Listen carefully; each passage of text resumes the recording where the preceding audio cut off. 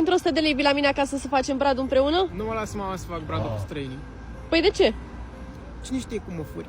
Pentru 100 de lei vii la mine acasă să facem bradul împreună? Pe 1 milion să fac și 10 brazi. Da, tu ai făcut bradul anul ăsta? Eu l-am pălat, dar anul trecut. Și încă rezistă? Rezistă, e bun. Și crezi în Moș Crăciun? Evident. Și ce vrei să te aducă de Crăciun? Un M4 competition ar fi deloc rău. Ce an?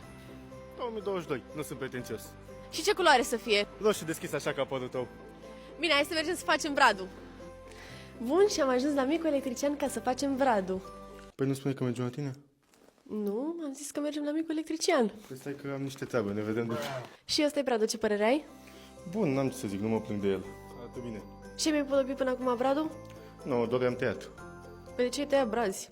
Păi trebuia să mă descurc și eu cu soba. Eu nu știu să pun exact o instalație, dacă te descurci tu. Nu, nici eu, dar bine ne descurcăm. N-am împodobit acasă, brat, da, aici. Până la urmă tot doar în început. Tot are un preț, frate. Ce să faci? Și ce părere ai de fruntea mea din vârf? Eu zic că arată fenomenal. Clar, de mai bine decât astea. Vreau să pun primul glob. Gata. L-ai pus ca să vadă moșul să-ți ia un M4? Exact, e pe aceeași mărime. De aici nu merg luminile. Iată, mă. Arată chiar bine. Și pentru încă 100 de lei ai la farul micul electrician? Nu, dar pentru 10 lei le dau.